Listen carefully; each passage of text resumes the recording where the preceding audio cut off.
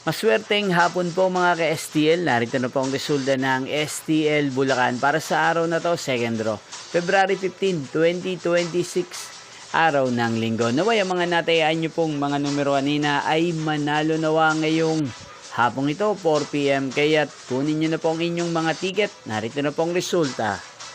Ang mga numerong nanalo sa STL Bulacan ngayong hapong ito, February 15, 2026, 4 PM, second draw result, 15 at 21 in exact order. Again, 15 at 21.